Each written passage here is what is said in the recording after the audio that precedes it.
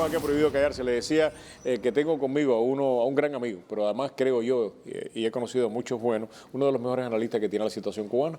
Para mí es un placer dar la bienvenida a Pablo de Cuba. Pablo, gracias por acompañarnos. Siempre a ti, Roberto. Mi querido amigo, ¿qué es lo que está pasando en Cuba desde el punto de vista económico? Porque las noticias que nos da Murillo es de una situación económica muy, muy difícil.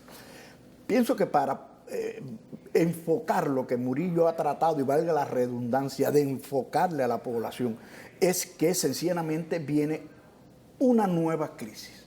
Ahora, ¿qué ocurre? Que es una nueva crisis que ya el gobierno no puede tapar. Es decir, el gobierno ha ido tapando pedazos.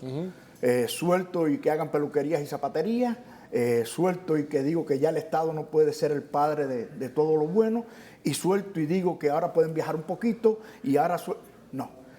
El asunto está en que el error más grande que cometió el gobierno, entre los muchos, es tratar de arreglar ahora lo que él mismo siempre ha hecho, que es desangrar una economía por caprichos políticos y devaluar toda una masa productiva, es decir, llevar la masa productiva de la nación a la vagancia asalariada. Entonces, esa situación ya no la puede seguir desarrollando. ¿Por qué? Mira, los soviéticos le daban muchas cosas y crecía mucho y nadie se acababa. Decían, bueno, estamos creciendo en el empleo. Sencillo, de un día para otro, ese hombre que en aquel momento dijo eso, que ganaba 138 pesos, hoy ese mismo empleo que no existe gana 600. Entonces, ¿qué ocurre? Sencillamente tú tienes una masa productiva mucho menos productiva, con un nivel de salario, entre comillas, alto y un poder adquisitivo tan bajo que depende de aquellos que siempre, y por suerte o desgracia, lo han mandado a un último nivel del escalafón cubano, que es el exilio. Exactamente. Es más, lo único que están haciendo, el único plan A, el B y el plan C que tiene el gobierno cubano es mandar más cubanos para acá, para que los cubanos cuando lleguen acá le manden dinero para allá. No hay absolutamente más plan para sacar al país de la crisis que tiene. No tienen absolutamente ninguna otra alternativa. Siempre, y lo he planteado contigo de forma reiterada, el gobierno cubano, verbigracia, se sustenta con el nivel de consumo. Aunque le llegue el dólar atrasado, ojo, no nos equivoquemos, el dólar llega a mi madre primero lo que hace es un estudio de mercado negro, a ver dónde le rinde más, un problema de humus económico, eso se hace aquí, exacto, que es el país de mayor competencia capitalista, no se va a hacer un país de ideología. Después, ve a ver qué con el mínimo logran esas tiendas para que le llegue a esta persona. Pero ¿qué ocurre? Que todas estas personas que están manejando estos cheques para decidir a quién le paga, todos los días le pagan menos a los que le mandan esos suministros y le exigen que le financien más esos suministros. Es decir, ni la capacidad que tenía Cuba de forma paraestatal de mantener un flujo de importaciones hoy lo tiene. Y el cuño final fue el presidente hoy de turno, que llegue a ese país, legitima un gobierno. Porque eso ¿Fue un error que invitaran a Obama a ir a Cuba? Bueno, es que él fue. O sea, ¿tú crees que él fue el que se invitó? No, él fue. Yo siempre he dicho, y tengo un artículo... ¿A nadie lo invitó? No, el ego y la soberbia se encontraron. Okay. El ego y la soberbia se encontraron. Él va allí, dice que es muy hermoso el modelo cubano, a sabiendas, o si no lo sabía, sus asesores nunca le dijeron, óyeme, si lo que más envidian en el Palacio de la Revolución es el triunfo de la calle 8. Claro. Entonces... Pero hizo estallar el modelo. Bueno, es que lo hizo estallar. Lo reventó por dentro. O sea, las personas que creen aquí que legitimizó el modelo, no.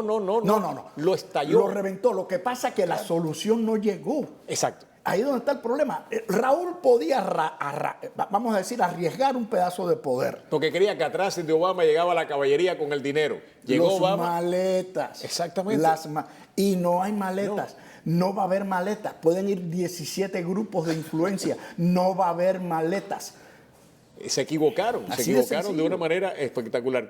¿Cuánto tiene que ver la situación en Venezuela y cómo el gobierno cubano tú crees que está manejando la situación en Venezuela? Mira, para el gobierno de Cuba, Venezuela se empezó a frenar del mismo instante en que Maduro le hizo rechazo al acercamiento de Estados Unidos a Cuba. Okay. Eso fue un punto crítico para Maduro. Lógico, Maduro, estamos hablando de una persona mononeuronal que no tiene mucha capacidad con la media neurona que le resta para analizar sus actos políticos. Pero además sí se dio cuenta de que lo estaba negociando. Total. Eso sí se dio cuenta. Él no es bobo ahí. No, en esa media neurona se dio cuenta de me estar negociando. Completico. Lógico, Venezuela ya no es un país que puede decir voy a asumir para mantener políticamente una influencia a Cuba. No, porque ya la influencia de Cuba ahora se ve que son amigos de los norteamericanos. Entonces ya el Caribe ve las rayas, el que diga la franja y las banderas, que son muy similares a la cubana, son los mismos colores, lo que la diferencia es la cantidad de estrellas. ¿Dónde viene el punto? Que los venezolanos sí se dieron cuenta que ya no daban más respecto a Maduro, no la política exterior de Maduro. Y ahí es donde Raúl ni la vio pasar. Y es el resultado de ahora. Nunca Venezuela subsidió lo que subsidió la Unión Soviética. Nunca. Venezuela llegó con petróleo y dólares, pero no subsidió guerras. Ni las guerras de África, ni las guerras de Centroamérica. Entonces los costos de los soviéticos eran así, los de los venezolanos fueron así.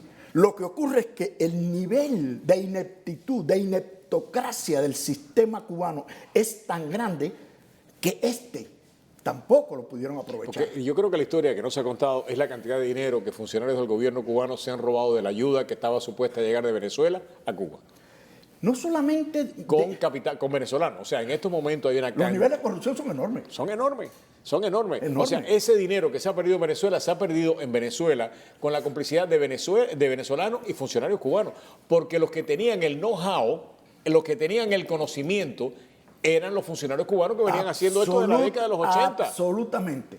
Hace muchos años yo dije ante las cámaras que Venezuela, los funcionarios venezolanos iban a usar los mismos esquemas que utilizaron los cubanos para pasarle por el lado a los Estados Unidos, lo único que lo van a utilizar en su provecho. Exactamente. Y estos son los millones de dólares que hay en el mundo entero. Exactamente. No papeles de Panamá ni nada de eso, no, en el mundo entero. En el mundo entero. Incluyendo Miami. Claro, y en Miami sobre todo, de que una de las cosas que estamos viendo es la exportación de capitales de Cuba a Miami, porque en Cuba no se puede invertir, no hay donde invertirlo. Aquí en Miami, en nightclub, en restaurante, en una cantidad de negocios tremendos se está invirtiendo ese dinero.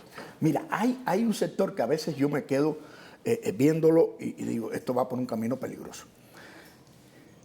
Tú agarras 3 o 4 negocios cubanos que hayan florecido y detrás hay un interés político. No estoy acusando a ninguna de esa gente, para nada. No. Además, son muy inteligentes, se dejan mover. El dinero tiene eso, el dinero gorrión, donde mejor beca, ahí aterriza. Muchos de esos negocios que no dan la riqueza a la nación, vamos a estar claros, no dan la riqueza a la nación. Hoy por hoy no son ni remotamente pequeños comerciantes. No. Pero además, Raúl deja hacer eso. Fidel Castro era el que no permitía, sin él estar en el negocio, que estas cosas sucedieran. Le voy a decir un criterio muy personal. Raúl es mucho más cínico que Fidel. Fidel, al ser mucho más inteligente que Raúl, ha sido mucho más déspota y mucho más controlador de una nación. Totalmente. No. No. Ni él ni su gente. Exactamente. Uno era y el otro es Total.